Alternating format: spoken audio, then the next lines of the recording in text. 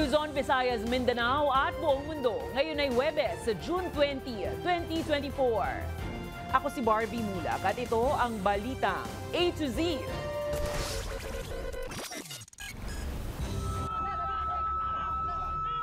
Video ng pangaharas ng Chinese Coast Guard sa mga sundalong Pinoy sa West Philippine Sea.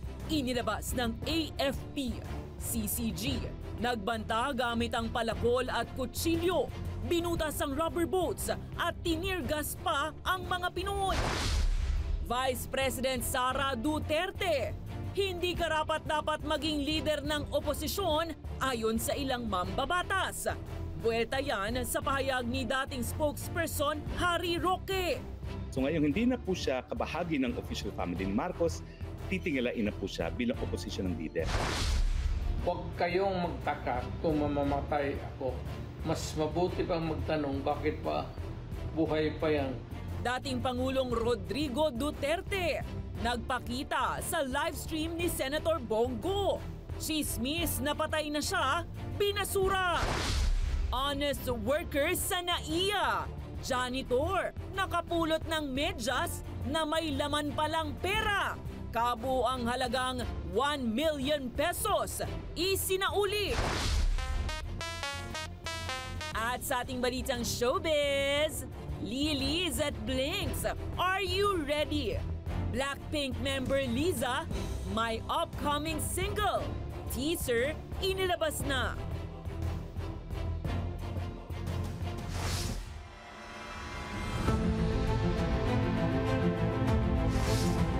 Magandang gabi, pambungad sa ating newscast. Tinawag ng hepe ng kasundaluan ng Pilipinas ang panibagong agresyon ng China sa West Philippine Sea bilang gawain ng mga pirata. Sa mga videos na isinapubliko ng AFP mula sa pagsalakay ng 8 Chinese vessels sa 2 Navy boats ng Pilipinas, kita ang intimidasyon, ang pangaagaw ng gamit at panunutok ng mga patalim ng Chinese sa mga Pinoy. Abiso po sa mga sensitibong eksena sa ating balitang A to Z.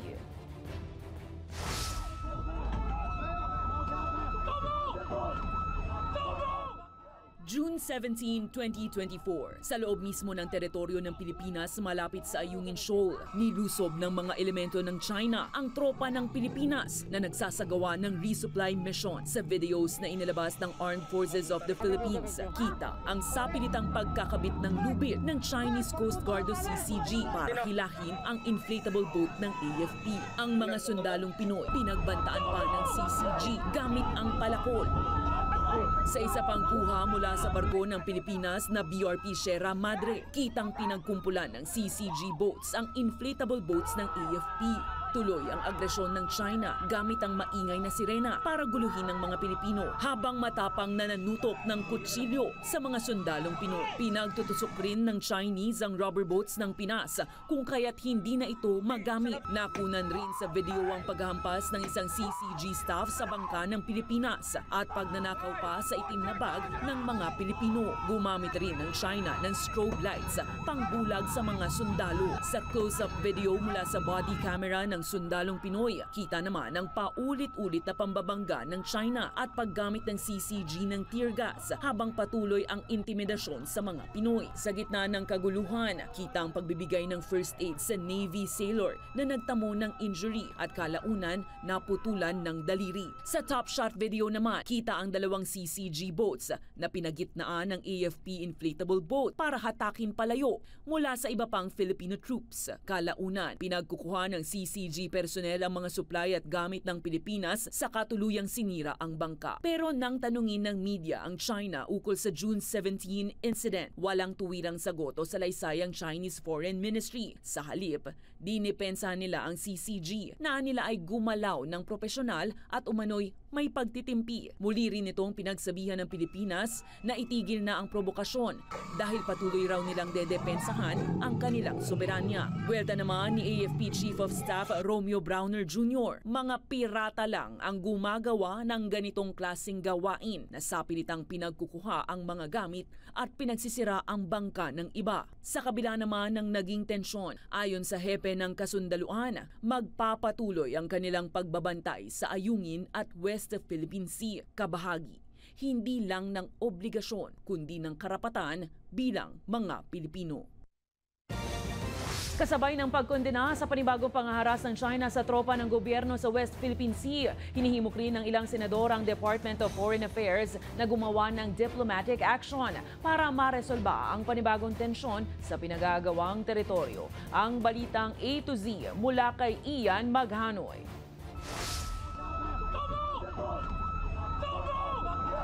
Sobra na ang sunod-sunod na kabastusan at ginagawang pambubuli ng China laban sa ating mga kababayan sa West Philippine Sea.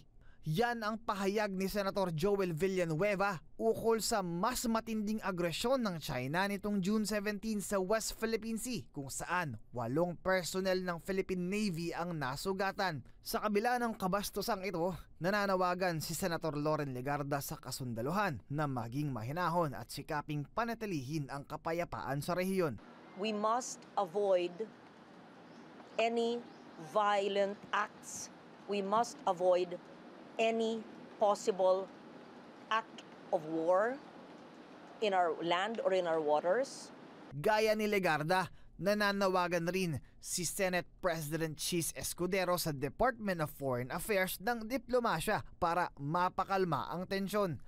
We must exercise our tolerance because we're protecting 110 million Filipinos.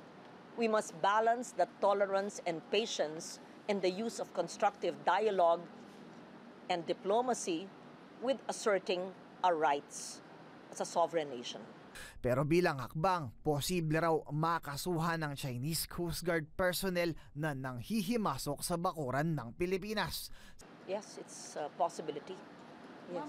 It's trespassing in our waters. Samantala, pinare-review naman na ni Legarda kung saklaw ba ang ayungin at iba pang mga shoal ng Pilipinas ng proteksyon na kayang ibigay sa ilalim ng Mutual Defense Treaty o MTD sa pagitan ng Pilipinas sa Estados Unidos. Sa ilalim ng MTD, nangako ang Washington na sasaklolo sa Pinas sakaling maharap ito sa isang pag-atake. I'm not sure. Maybe it's an interpretation. I have to see whether, as you said, Panatag Shoal, etc., are included in the Mutual Defense Treaty. First, let's see the accuracy of that assertion. And then, if there's need to revisit and revise, then that's up to the Executive Department, the Foreign Affairs Department.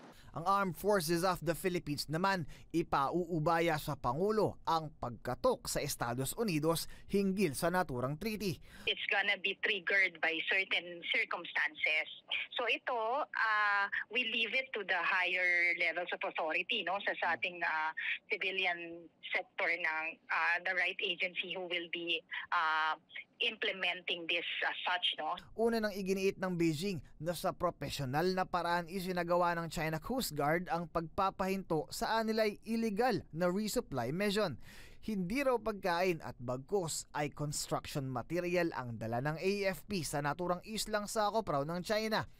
Una nang tinuligsa ng DFA ang agresyon ng China at muling inudyukan ang Beijing na respetuhin ang teritoryo ng Pilipinas alinsunod sa UNCLOS at sa Arbitral Award. Pero sa huli, nangako ang ahensya na ipagpapatuloy ang dialogo sa China para mapanatili ang kapayapaan. Para sa Balitang A to Z, Ian Maghanoy.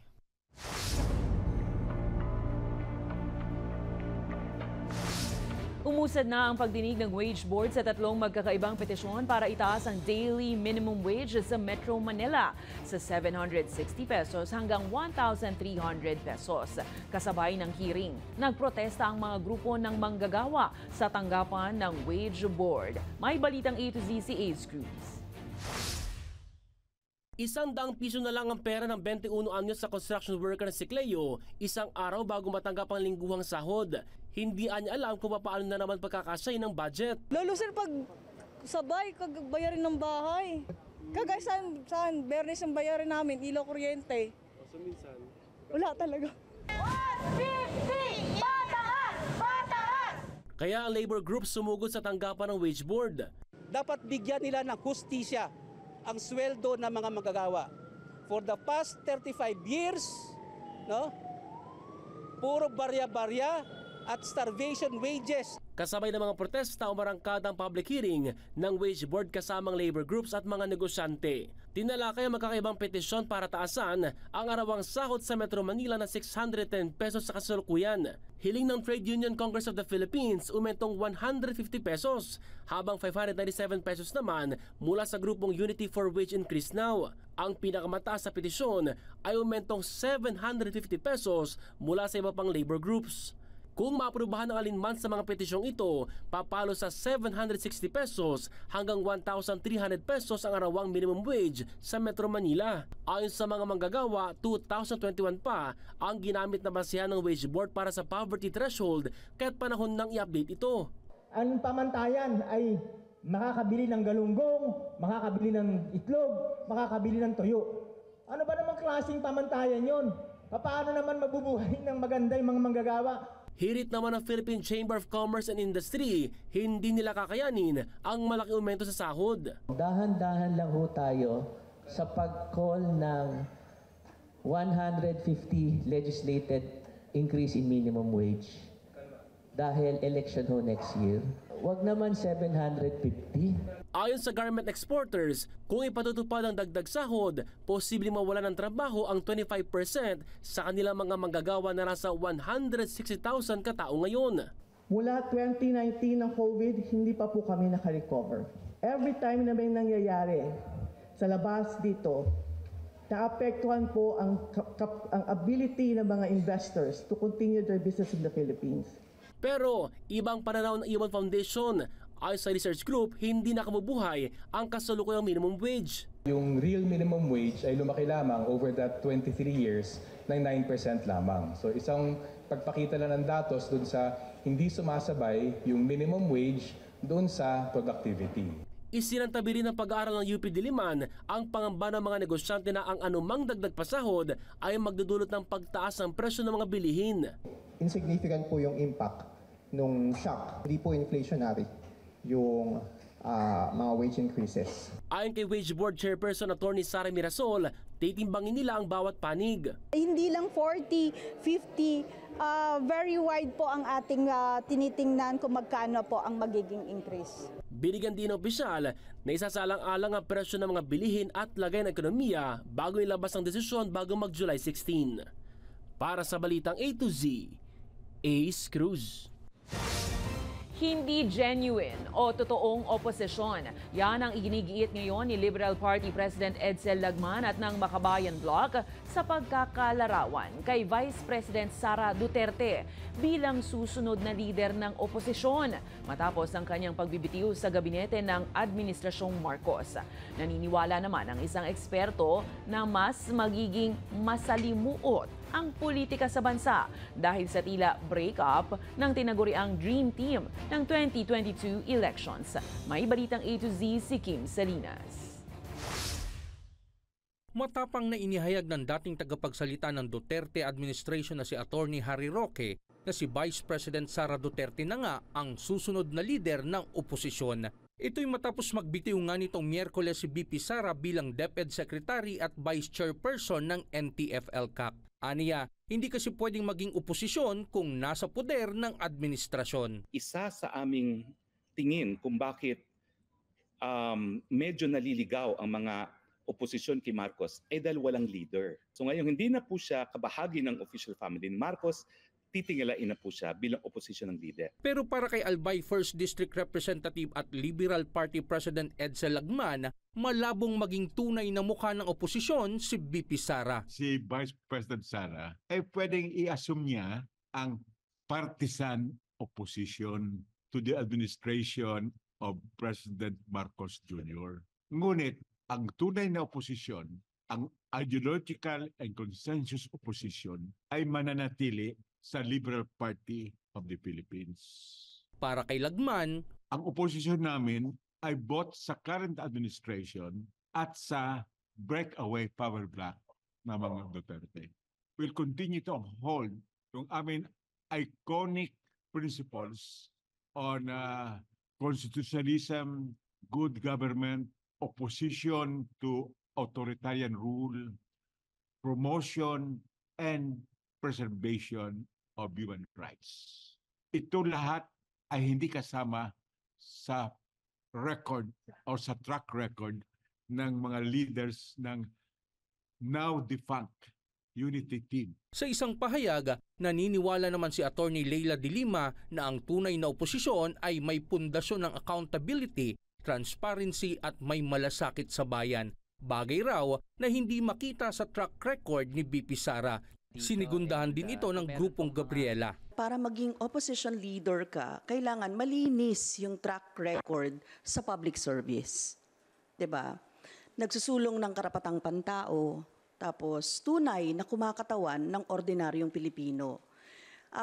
Malinaw na hindi pasok si Vice President Sara Duterte dito sa mga criteria na ito na para maging opposition leader. Queen of confidential funds dahil sa pagwaldas niya sa confidential funds niya sa loob lang ng 11 days kung maaalala ninyo. So, plus, alam natin na malinaw na red tagger siya. Ikinababahala naman ng isang political sociologist ang kahihinatnan ng politika sa bansa dahil sa tila breakup ng love team na nagsimula noong 2022 elections. Mas magiging magulo, mas magiging unpredictable yung election natin kasi dumami na naman yung sentro ng kapangyarihan. Marcos, sariling kapangyarihan, Duterte, sariling sentro, at yung iba pang sentro ng kapangyarihan. Pag dumarami po yung actor sa politika, mas lalong gumugulo. Maituturing daw kasi na tila match made in heaven na umano sana ang tandem ni Bongbong at Sara, lalo't nagsama ang Norte at Timog na humakot ng umano'y milyong-milyong boto. Pero babala ng eksperto, Vice President Sara Duterte is a force to reckon with. Malakas po ito. Kasi ang pag-aagawan po dito ay yung Visayas. Parehas na may baluarte sa Visayas, yung Marcos at yung Duterte. Para sa Balitang A to Z, Kim Salinas. Live na nagpakita sa Facebook live stream ni Senator Christopher Bongo ang dating Pangulong Rodrigo Roa Duterte ngayong araw para ibasura ang kumakalat na chismis na umano'y patay na siya. Ilang videos kasi ang kumalat nga sa TikTok ukol sa umano'y pagpanaw ni Duterte. Ang ilan may voice-over pa at graphics production na animoy galing sa isang news report. Think before sharing, ika nga, dahil ang lahat ng yan ay pawang kasinungalingan. Katunayan, ayon mismo sa dating Pangulo, feeling healthy nga siya sa mga araw na ito. Presidente, huwag kayong magtaka kung mamamatay ako. Mas mabuti pang magtanong, bakit pa buhay pa yan? Bakit tayo na magpahinga, matanda na? Yun pa ang tanong yun. Pero kung sabi mga balitaan ninyo, may chismis, mamatay ako. Lahat tayo, ikaw, ako, lahat ng kaharap ko sa mundong ito, mamamatay tayo. Bakit? At feeling ko, hindi naman ako mamamatay ngayon kagad.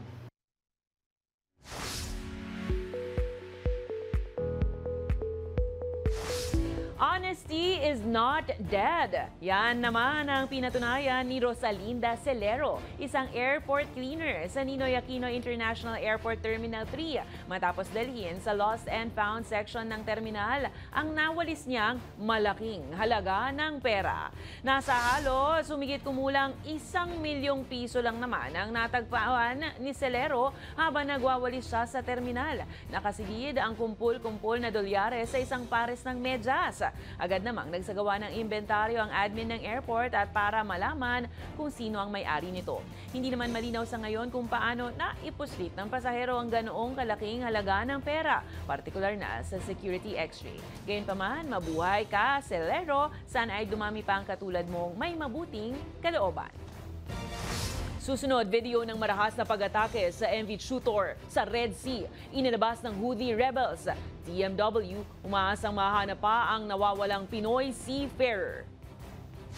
At Gilas, Pilipinas, sasabak sa isang exhibition game kontra Taiwan sa Lunes. Ang lahat ng may init na balitang yan sa pagbabalik ng Balitang A to Z.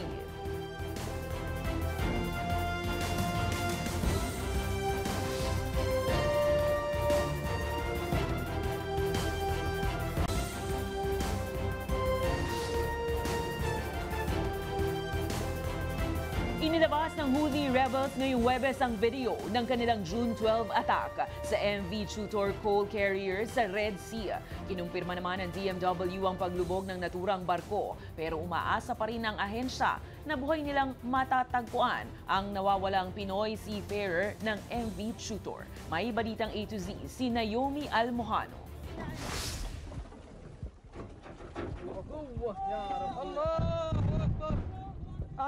Dinig sa video na ito ang sigawan ng umano'y Houthi rebels habang kanilang inaatake ang MV Chutor kung saan lulan nito ang 22 Pinoy seafarers. Malakas ang naging pagsabog sa barko habang binabaybay nito ang Red Sea. Ayon sa United Kingdom Maritime Trade Operations, pinatamaan umano ng mga rebelde ng missiles at explosive remote-controlled boat ang barko dahilan para ito'y mabutas at masira. Kinumpirma naman ni Migrant Workers Secretary Hans Kakdak na lumubog na ang MV Chutor na huling nakita malapit sa Africa. Dahil dito, mas magiging mahirap daw ang search operation sa Pinoy seafarer na nawawala pa rin hanggang ngayon. Gayunpaman, umaasa pa rin si Kakdak na buhay nilang maiuuwi ang nawawalang seafarer sa kanyang pamilya dito sa Pilipinas sa kabila ng paglubog ng barko at naunang pahayag ng White House noong Lunes na patay na ito. Well, I think we've already stated that as far as we're concerned, we have not seen the missing seafarer. We have not found him. So we could not, of course, confirm his death. We will never let go in terms of standing beside the family during these difficult times. Nangako naman si Kakdak sa mga seafarers at mga pamilya nila na patuloy silang tutulong at susuporta. Para naman sa pamilya ng nawawalang tripulante.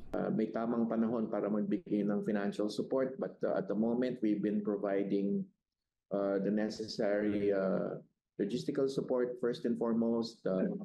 When they meet with us in terms of transport and all their expenses and needs with respect to this. And of course, as I mentioned, the emotional psychosocial counseling support and the assurances. I think hindi matatawaran yung nadidinig nila sa amin ni Admin Arnel. We have both been directed by the President to convey the message of care and support. Lalo pa't may naiwan umano itong 3 anak kung saan nag-aaral pa ang dalawa habang pumanaw naman na raw ang asawa ng nawawalang tripulante may 3 taon na ang nakalilipas. Samantala, sinusuri ngayon ng DMW kung may mga nilabagbang regulasyon ng shipping company at manning agency ng MV Chutor.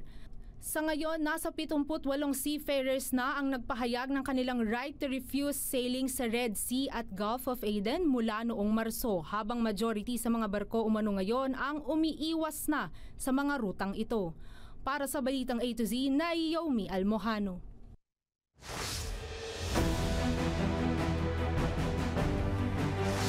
Nagpaabot ng tulong pinansyal ang pamahalaan sa pangunguna ni Pangulong Bongbong Marcos Jr. para sa mga naapektuhang magsasaka at mangingisda ng El Nino sa Surigao del Sur at Agusan del Sur. Nagkakahalagang 60 milyong piso ang ipinamahagi ng pamahalaan sa 2 probinsya. Tinatayang aabot kasi sa 12,000 magsasaka ang lubhang naapektuhan ng El Nino sa Region 13. Nakatanggap ng cash assistance ang mga benepisaryo na nagkakahalagang 10,000 piso kada isa na magagamit ng marami, lalo na ng mga naapektuhan ang kabuhayan. Magbibigay din po ang aking tanggapan ng tigsa 10,000 piso sa mga magsasaka, mangingisda at ilang piling pamilya na masyadong apektado ng El Nino dito sa Surigao del Sur at sa Agusan del Sur. Ngayong naman ay kailangan natin paghandaan ang tag-ulan na inaasahan magdadala ng higit sa normal na buhos ng ulan sa darating na buwan ng Oktubre. Ipatutupad ng Agriculture Department ang monitoring system nang sa gayon ay maiwasan ang hoarding o pag-iimbak ng bigas na ibinebenta ng 29 pesos kada kilo lamang sa mga kadiwa store. Isa sa mga nakikitang opsyon para masolusyonan ito ay ang paggamit ng booklet na kahadintulad ng mga ginagamit sa drugstores. Sa pamamagitan raw nito, maipatutupad mabuti ang nasa guidelines na walang pamilya ang maaaring makabili ng humigit sa 10 kilo ng bigas kada buwan. Una, kailangan may ID sila. makikipagtulungan tayo sa mga lokal na pamahalaan. This is through our Kadiwa system na pag binigay yun, meron na namang existing na mga card eh. Halimbawa yung senior citizen, mga 4-piece, may mga card yan. Bukod sa ID nila. So yun ang paggagamitan natin, pagbabasihan na naka-receive sila. Makikipagtulungan kaya? Sinabi ni Senator Sherwin Gatchalian na nakikipag-ugnayan ng Senado sa Chinese Embassy para alamin ang totoong pagkakakilanlan ni Bamban Tarlac Mayor Alice Guo.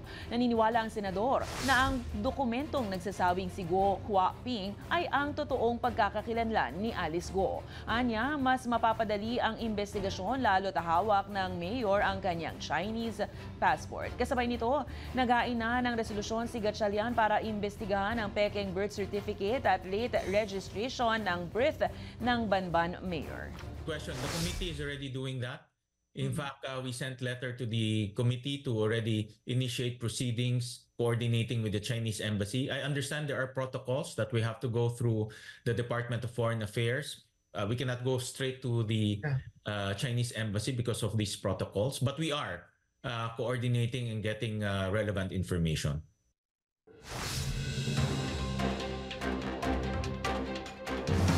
Agad na napalaya si dating Negros Oriental Governor Pride Henry Teves matapos maaresto sa paglabag sa Terrorism Financing, Prevention and Suppression Law ngayong araw. Ayon sa CIDG, inilabas ang warrant laban kay Teves, kapatid ng dating mambabatas na si Arnulfo Teves Jr. Pero nakapagpiyansa ito sa nagkakahalagang 600,000 pesos para sa pansamantalang kalayaan. Samantala, gumawa ang Korte Suprema ng madaling paraan para mai-report ang mga di umano'y tiwaling hukom at abogado sa sektor ng hudikatura. Maaari ipadala ang mga reklamo at impormasyon sa email address na integrity@judiciary.gov.ph na makakaabot sa Ethics Committee at direktang ma-access ni Chief Justice Alexander Hesmundo.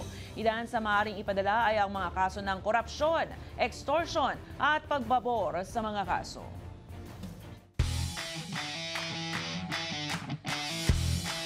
Ilang linggo bago ang nakatakdang FIBA Olympic Qualifying Tournament, sasabak muna ang Gilas, Pilipinas sa isang exhibition game kontra Taiwan Mustangs sa darating na Lunes, June 24 sa PhilSports Arena. Bahagi ito ng kanilang paghahanda para makapasok sa Paris Olympics.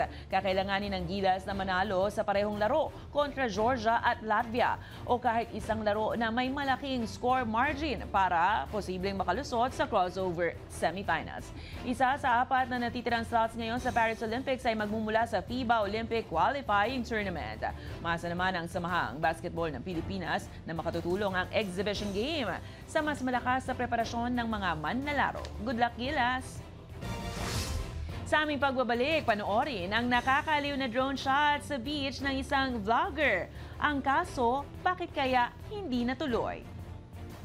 At boxing icon Manny Pacquiao may nilulutong action film kasama ang isang Korean actor. Ano kaya ito? Manatiling nakatutok, kayo ay nanonood ng Balitang A to Z.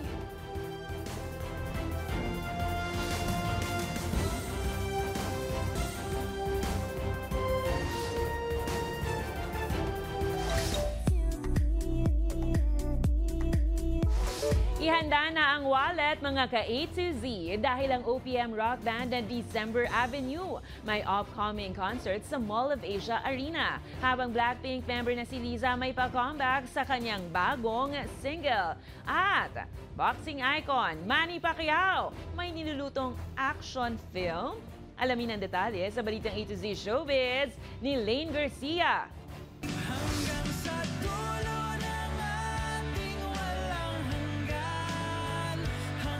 Familiar, di ba? May naaalala ka ba? Aminin! Dahil isa lang yan sa mga pumatok na kanta ng OPM indie band na December Avenue na talagang minahal ng mga Pilipino.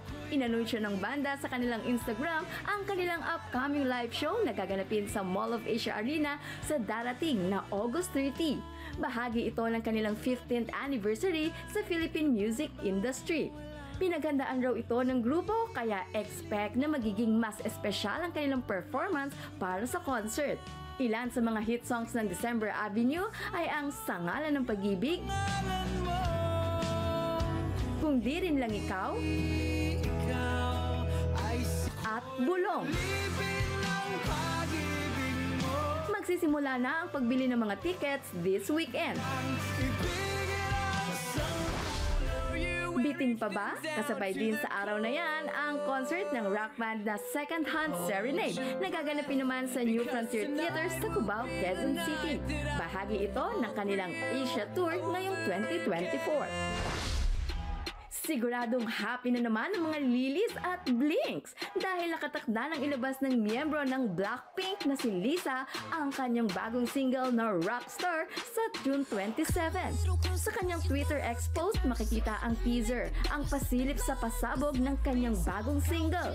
Bago pa yan, nauna nang naglabas ng hint ang singer sa kanyang X post na I'm a Rockstar. Samantala, may upcoming project naman ang dating senador at pambansang kamao na si Manny Pacquiao kung saan makakasama niya sa isang action film ang Korean actor na si Dong Lee. Sa panayam, sinabi ni former Ilocos Sur Governor Chavit Singson na plano niyang gumawa ng action film kasama ang Korean actor.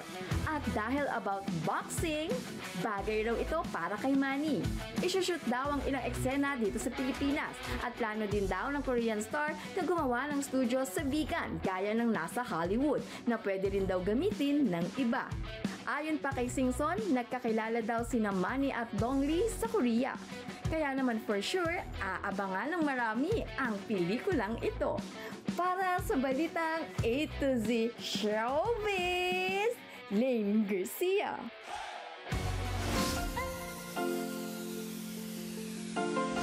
At para naman sa ating balitang nakaka-good vibes sa mga mahilig mag-travel vlog. For sure, trip nyo rin ang nauusong aesthetic style ng pagkuha ng video. Pero paano na lang kung sa kalagitnaan ng moment of drone shoot ay biglang may umeksenang tumatakbo ring kagaya mo?